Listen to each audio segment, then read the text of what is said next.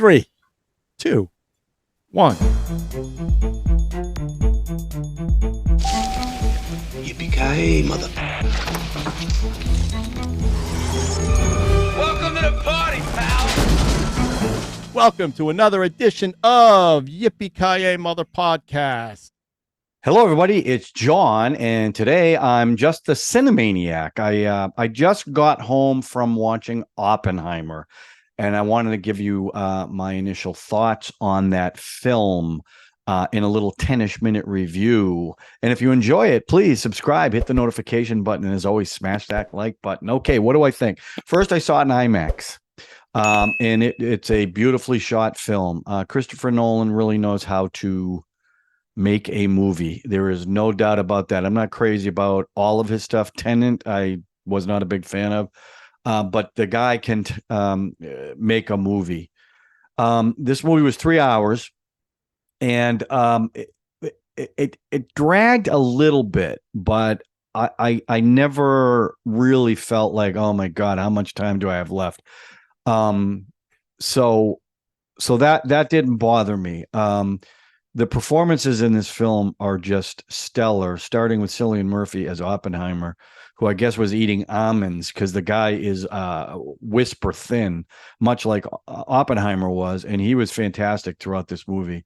Just a great performance. It's funny, you think about a guy like him, how brilliant he was, and they tried to illustrate visually some of the things that goes on in the guy's mind. And I thought that was kind of interesting. Emily Blunt's great. Matt Damon's really good. Robert Downey, he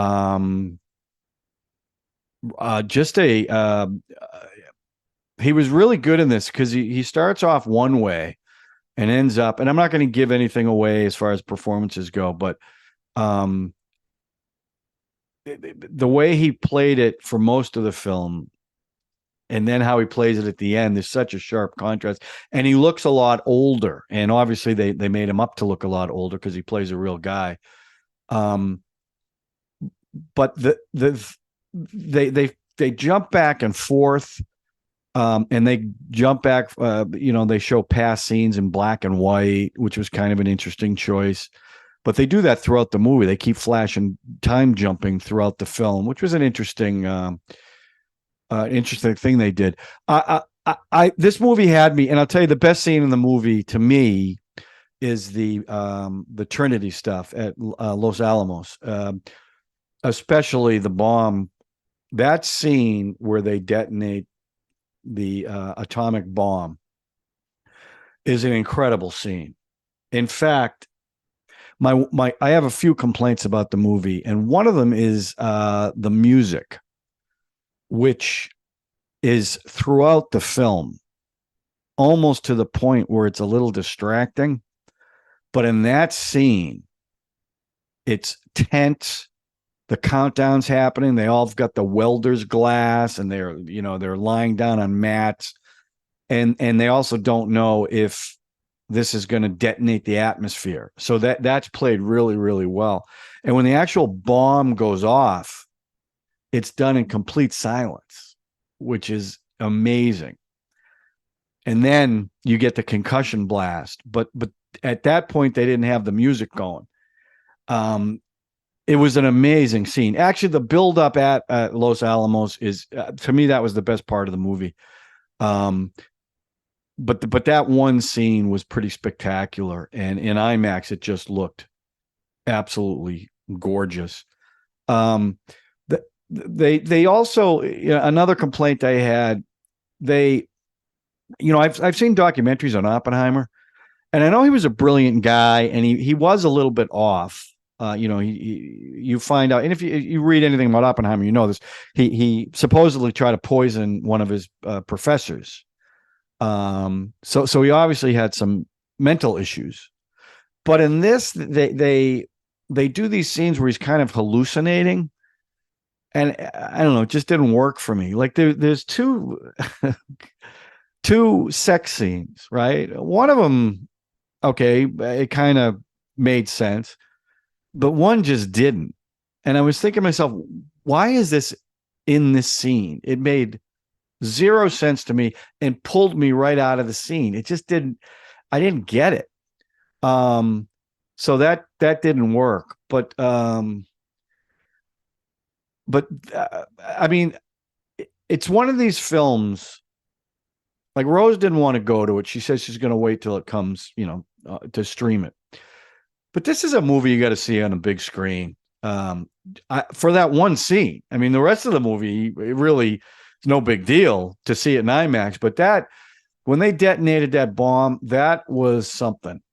And to me, it was worth the IMAX. I mean, the sound design was very loud. Now, maybe that was IMAX. But overall, another reason, it's like Mission Impossible. Another reason to go to the movies is this film. Really well done.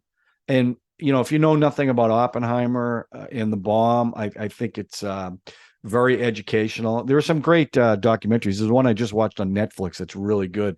Maybe I'll put a link to it below so you can check it out. But Christopher Nolan, he's quite a filmmaker. And I can understand why this movie's doing so well. And I saw it with a packed audience too. And it was dead silence when the movie ended, like no rustling. And I think because they hit you, at the very end, they hit you over the head with, the power of nuclear and the little anti-nuke message. And I get that, but it was, people were into it. You could tell. So, I give it out of 10. I give it an 8. Really, really well done. Again, really outstanding performances by everybody. There's a lot of good cameos in it too. Gary Oldman plays a role. This Josh Hartnett, who I've not seen in a long time. I saw the guy and go, who is that? I know who that is. And I couldn't remember the name. He was very good in it. Just really good movie. Go out and see it. I understand some people might have felt it was a little too long. People are commenting on this film and they think it's a little long, but that didn't really bother me. It dragged a little bit. I mean, there was a point where it kind of dragged a little bit, but again, the jumping around got a little annoying. The music definitely I found distracting, and that second sex scene just was like, huh? What? Made no sense. But other than that critique, I really enjoyed this movie. This is a reason to go see the film in the theater. So if you can, go check it out. All right. That's my initial reaction to it. Really enjoyed it. And if you get a chance, check out Oppenheimer. Okay. That's it. And maybe we'll do another current movie. Who the heck knows? Nobody watches anyway, but I enjoy doing it. Okay. That's it. We'll talk to you soon. Thanks for watching. Yippee-Ki-Yay, mother.